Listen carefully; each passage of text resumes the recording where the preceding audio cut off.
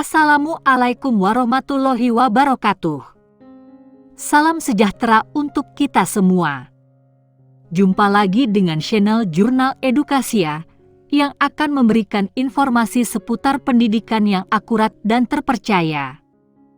Yang baru saja berkunjung di channel ini jangan lupa subscribe, like, komen, serta tekan tanda loncengnya agar channel ini terus berkembang dan memberikan ilmu yang bermanfaat untuk kita semua.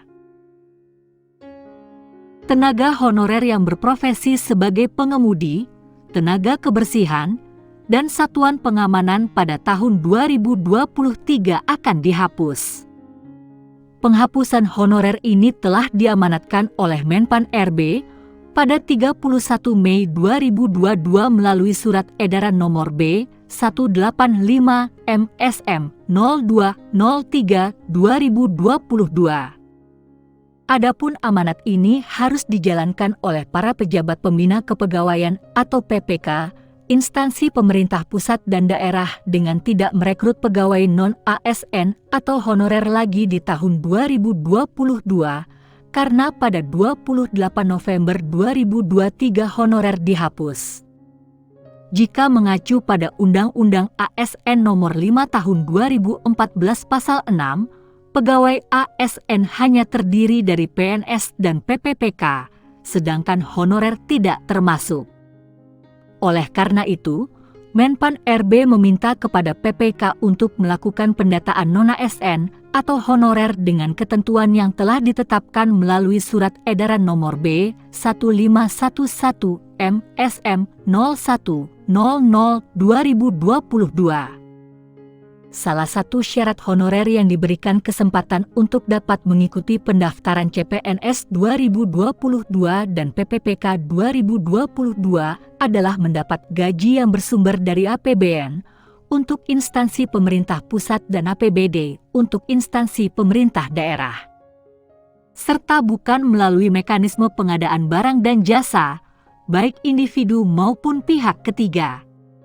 Sedangkan sumber gaji honorer yang berprofesi sebagai pengemudi, tenaga kebersihan, dan satuan pengamanan bukan dari APBN dan APBD.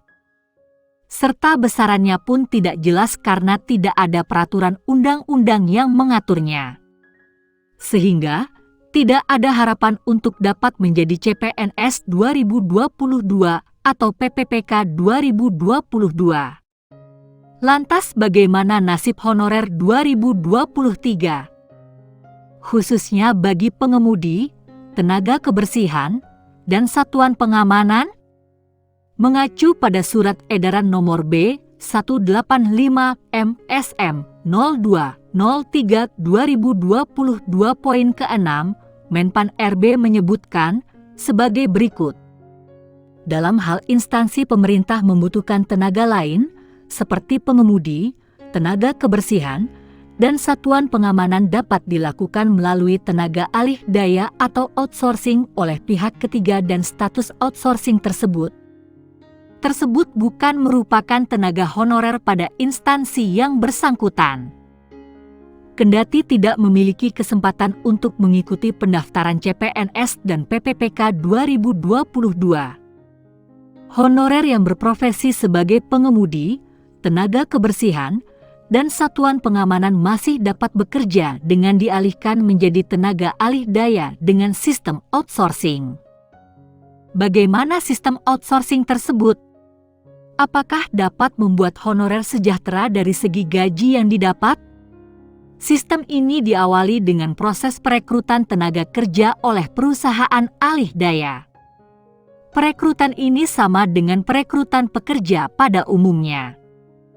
Yang membedakan dalam perekrutan tenaga kerja ini adalah melalui perantara perusahaan alih daya, bukan secara langsung oleh perusahaan tempat bekerja. Sedangkan, perlindungan, pemberian upah, syarat kerja, dan perselisihan yang timbul terhadap pekerja outsourcing akan menjadi tanggung jawab perusahaan alih daya. Mengacu pada PP Nomor 35 Tahun 2021 Pasal 16, besaran uang kompensasi yang diberikan adalah sesuai dengan masa PKWT. PKWT selama 12 bulan secara terus-menerus diberikan uang kompensasi sebesar 1 bulan gaji. Besaran gaji pekerja outsourcing adalah minimal setara UMR, terdiri dari gaji pokok dan tanpa tunjangan tetap.